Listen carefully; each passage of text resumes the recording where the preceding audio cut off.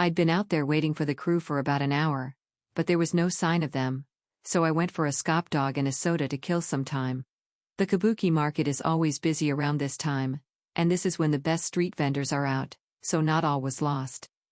President Rosalyn Myers keeps coming up on TVs across the district, elected just last year, 2065, she seems to be popular.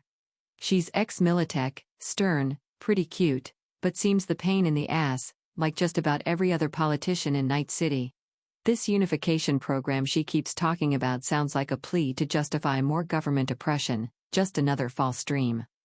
I scarfed down my food, not even realizing I was that hungry, but Maine still hadn't arrived. He wasn't usually late, so it got me a bit worked up. I'd been doing this edge running stuff part-time, aside from my work as an EMT, and sometimes one too many things go through my mind before a job. I feel different about life, now that I'm a mom. David is such a good kid, and I only want what's best for him. I hope Dorio didn't start some beef with some random gang again. If ever there was someone born to somehow fit into Night City, without actually being born here, it would be her. She used to be a star athlete, but took another path, and started rollin' with Maine a while ago. I have to give her credit for always having a sense of humor, however morbid at times. She's got awesome hair too, always cuts it short as hell, but started letting it grow, and it's a better look. I won't tell her that though, she's the type to take it as an insult. I had 4 hours to finish this job, then I had to pick David up from the sitter's place in the Glen. Maine finally arrived.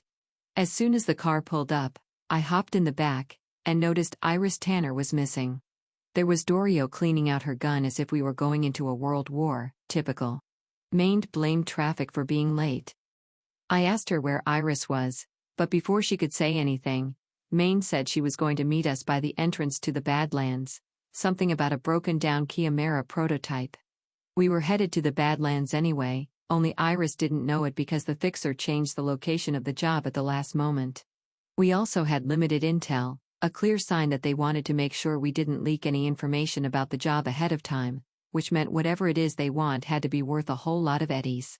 Hope she is. It looks like these chooms have extra security on site, hacked the video feed earlier, I said. They got extra, so do we. Dorio show her what we got from El Capitan. Little bonus after that thing we did at the Arasaka waterfront last week. Dorio slowly reached under her seat, pulling out a new Widowmaker, a pulse-action rifle that packs one hell of a serious punch. The damn thing can disable just about any chrome junkies they might have on patrol. A true blue and chrome, sight for sore eyes. I let them know I liked it when they thought ahead. I knew there was a reason I stuck around working with these two chromed-up lovebirds. They can't stay off each other at times, it's pretty damn gross, but it's Nova, they always have your back. I asked Maine how long we were from the drop point and he said we were about 15 to 20 minutes out to pick up Iris at Rancho Coronado, then going straight to Biotechnica from there, skillfully dodging my question. I rested my head back on the seat, and closed my eyes for what seemed like just a minute or two to unwind, but was longer. It's not that I really gave a shit in terms of myself, but David doesn't have a father in his life, and I can't leave him out here in Night City alone. Nobody in the crew knows that I have a son. I don't want it to get in the way of business, so I haven't mentioned it yet. I just always tell them I can't be late.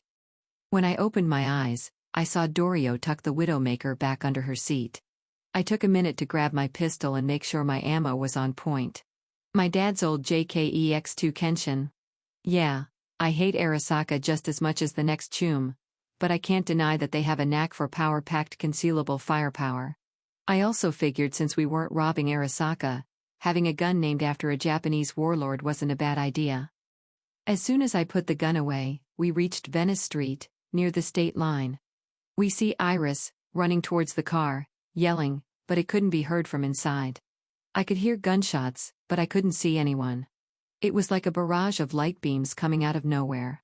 It looks as if it was coming from some portal to another world. Not until Dorio got hit in the shoulder and gave out a loud screech that sent a cold shiver down my spine, did we realize we were being ambushed. At least one of them had a military-grade pulse weapon on them. That explained the random flash of blinding light.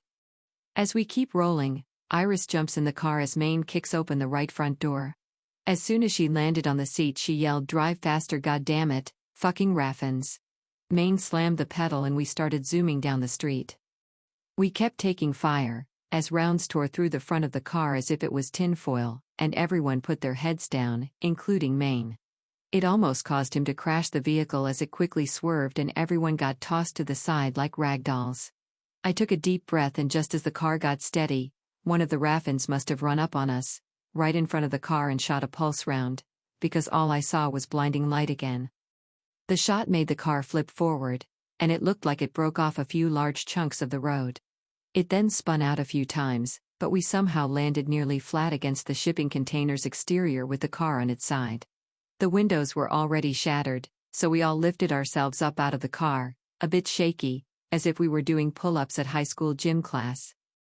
Maine was the first to exit, and sticking his arm out, launched a mini-missile from his IPL, as the rest of us started getting out. Before I even noticed the launch unit pop out of his forearm, I heard a loud boom.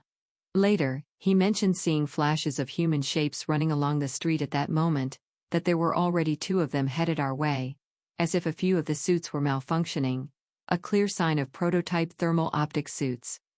The missile hit one of them, landing right in front of him. The gonk became a ball of gushing red ooze that formed out of nowhere, then spread in every direction, leaving some pretty nasty stains on the sidewalk. The raffin beside him was missing a leg from the impact, but was well enough to start taking shots at me.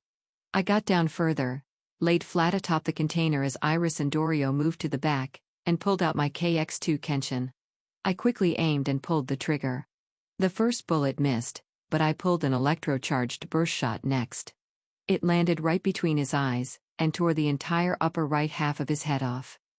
You could barely see a face left. That was only the second time I had to kill somebody, and I had the worst feeling come over me shortly after we took cover despite being in the middle of a fight. I suppose you could say it was a combination of feelings. Part of me was shocked at how much I didn't give a fuck that I just took a life, and somewhere in the deepest part of me, I think I liked it. Then again, I always hated raffins. Gloria Martinez.